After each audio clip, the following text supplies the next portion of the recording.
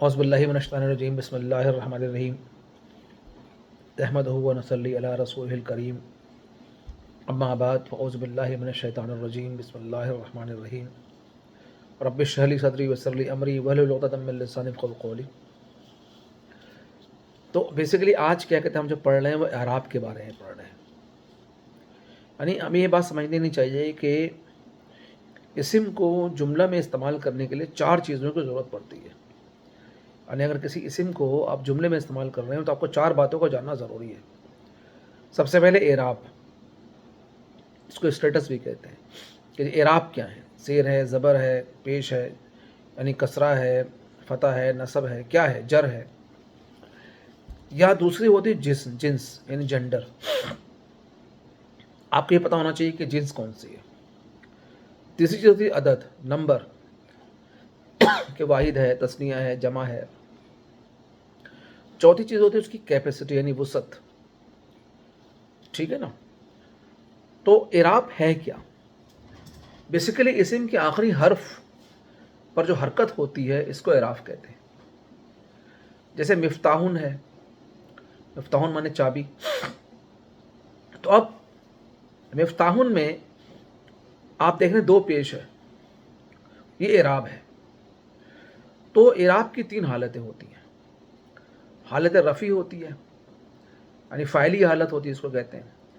اس میں کہ فاعل جو ہے وہ حالت رفع میں آتا ہے۔ مفعولی حالت ہوتی ہے، یعنی مفعول حالت نصب میں آتا ہے۔ اور اضافی حالت ہے، اس کو حالت جر بھی کہتے ہیں۔ تو فاعل ہمیشہ مرفوع ہوتا ہے، یعنی فاعل جب بھی آئے گا، فاعل کا مطلب بیسیکلی ہوا کہ سبجیکٹ، اگر انگریزی میں کہیں گے سبجیکٹ، تو عربی میں سبجیکٹ یا فاعل جب بھی آئے گا یہ مرفوع ہوتا ہے، یعنی اس میں رفع ہوگا، یعنی پیش ہوگی، ایک پیش ہوگا یا 2 پیش۔ اس طرح مفعول ہے، مفعول ہمیشہ منصوب ہوتا ہے۔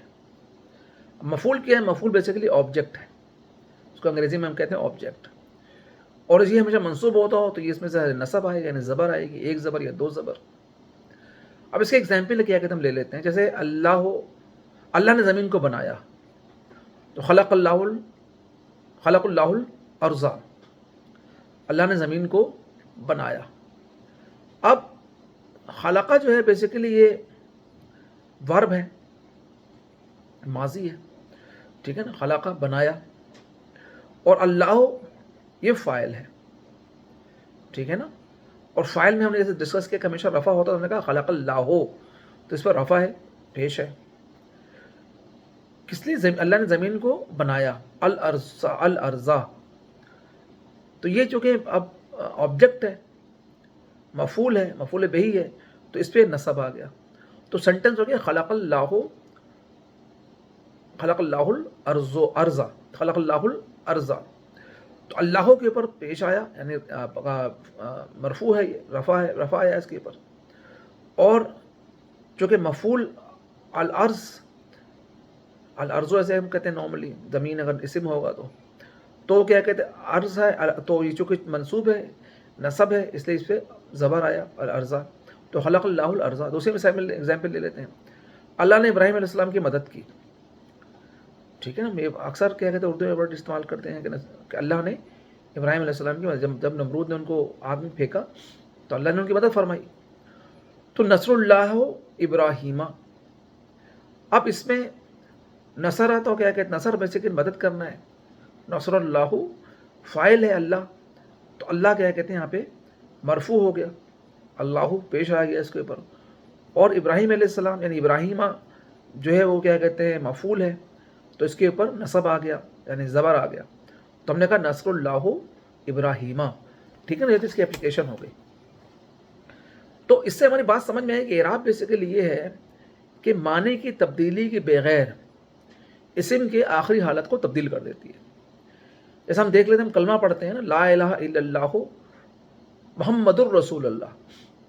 اب محمد اسم ہے لیکن یہ مرفوع ہے، تو اس لیے کیا کہتے ہیں یہاں پہ آیا پیش، 2 پیش، محمد الرسول اللہ۔ لیکن جب ہم کلمہ پڑھتے ہیں تو ہم کہتے ہیں اشہد ان لا الہ الا اللہ، اشہد ان لا الہ الا اللہ واشہد ان محمدن، ٹھیک ہے نا۔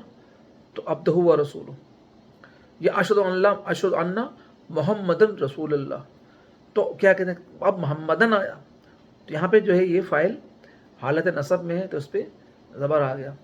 اس طرح ہم جب درود شریف پڑھتے ہیں تو ہم کہتے ہیں اللہم صلی علی محمدن، تو اب یہاں پہ اللہ کی وجہ سے یہ حالت جر میں چلا گیا چونکہ ہم پہلے پڑھ چکے ہیں. تو یہ کیا کہتے ہیں اس میں محمدن میں پہ دو زیر آ گیا، ٹھیک ہے نا، یعنی مجرور ہو گیا یہ. تو اعراب کے اعتبار سے اسم کی تین حالتیں ہوتی ہیں، حالت رفع ہے، حالت نصب ہے اور حالت جر ہے. اسم جو ہے وہ نارملی کیا کہتے ہیں حالت رفع میں ہوتا ہے. اسم جو ہے نارملی حالت، جیسے ہم کہتے ہیں زیدن زیدن، ٹھیک ہے نا، زید، کاتبن کاتب. تو اس طرح کیا کہتے ہیں یہ جو ہے اس حالت اسما جو ہے دو طرح کے ہوتے ہیں، ایک مرب اسما ہوتے ہیں اور ایک مبنی اسما ہوتے ہیں. ہم پہلے اسم کو ڈسکس کر لیتے ہیں کہ حالت رفع میں اسم ہمیں حالت رفع میں ہوتا ہے. تو اب اس اسما جو ہے وہ دو طرح کے ہوتے ہیں، ایک مرب اسما ہے اور ایک مبنی اسما ہے. اب مرب اسما میں بھی دو قسم ہیں، منصرف اسما اور غیر منصرف اسما، ٹھیک ہے نا. تو اب کیا کہتے ہیں منصرف اسما کیا ہے؟ منصرف اسما وہ اسما ہیں جن کی عربی حالت تینوں حالتوں میں تبدیل ہوتی ہے. ہم نے عراب کو جو ڈسکس کر رہے ہیں، مین ہمارا فوکس جو ہے اس چیپٹر کے اندر، اس ویڈیو کے اندر جو عراب کے ڈسکشن ہے. تو منصرف اسما وہ اسما ہیں جن کی عربی حالت تینوں حالتوں میں تبدیل ہوتی ہے. جیسا کہ ہم پڑھ چکے ہیں، جیسے محمد ہم ایگزامپل لیتے ہیں صلی اللہ علیہ وسلم کی، محمد نام ہے، تو حالت رفع میں یہ ہوگا محمد، حالت نصب میں جو ہوگا محمدن، اور حالت جر میں ہوگا محمدین. اس طرح ہم قلم لے لیتے ہیں، ہم لکھتے ہیں، استعمال کرتے ہیں، تو ہم اس کو نارملی ہم اس کو حالت رفع میں فائل کرتے ہیں، تو اس کو ہم کہیں گے قلمن. اگر یہ حالت نصب میں آئے گا تو ہم کہیں گے قلمن، یعنی کہ ہم جو ہے میم کے بعد الف اور زبر دو زبر کا اضافہ کریں گے. اور اگر کیا کہتے ہیں حالت جر میں ہوگا ہم کہیں گے قلمین. کتاب ہے تو ہم نارملی اس کو کہیں کتابن، حالت رفع میں کتابن. اگر یہ حالت نصب میں آئے گا تو ہم کہیں گے کتابن، بے کے پاس الف زبر لگا دیں گے کتابن، اور حالت جر میں ہو جائے گا کتابین. عاقب نام ہوتا ہے تو ہم حالت رفع میں کہیں گے تو عاقبن، اب ہم حالت نصب میں کہیں گے تو عاقبن، اور حالت جر میں حالت جر میں دو زیر. اب منصرف اسما کو پہچاننے کے لیے 3 پوائنٹ ہیں کہ آپ پہچانیں گے کیسے کہ جی کون سے اسما جو ہے منصرف ہیں اور کون سے کیا کہتے ہیں غیر منصرف ہیں. تو منصرف اسما کو پہچاننے کے لیے سب سے پہلے بات یہ ہے کہ منصرف اسما تنوین کے ساتھ ہوگی، یعنی جب بھی کسی لفظ کے اوپر اسم کے اوپر تنوین آئے تو آپ یہ کہیں گے کہ جی یہ منصرف اسما ہے. جیسے ہم نے پڑھا محمدن، قلمن، کتابن، عاقبن، تو منصرف اسما تنوین کے ساتھ آئے گی.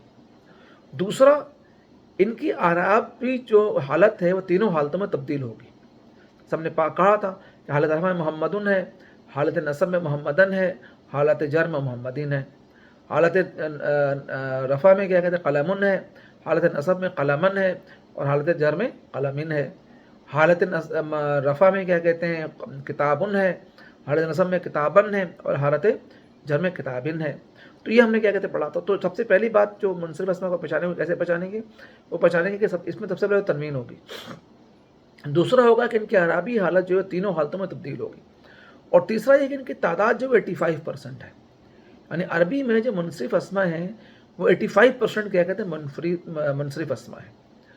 ایک بات نوٹ کر لیں کہ تنوین جب حالت نصب میں آئے گا تو اس کے ساتھ الف ہوگا. جیسے کہ ہم نے پڑھا تھا محمدن تو محمدن کر دیا تھا ہم نے حالت نصب میں، تو الف بھی کیا کہتا آئے گا.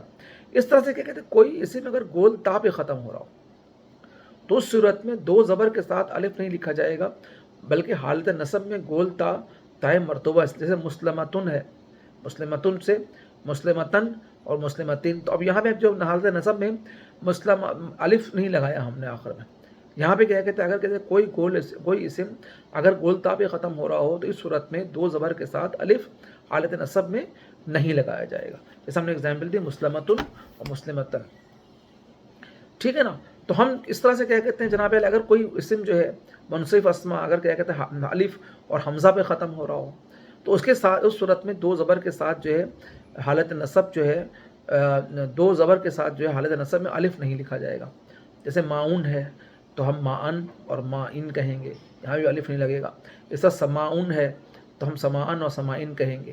تو ہم نے کیا کہتے ہیں یہ جو ہے آج اعراب کی اور منصرف اسما کی کیا کہتے ہیں ہم نے ڈسکشن کیا کہتے کی ہے. ہم انشاءاللہ اگلے لیکچر میں جو ہے ہم غیر منصرف اسما کی ڈسکشن کریں گے. تو ہمیں اجازت دیجیے. اللہ حافظ.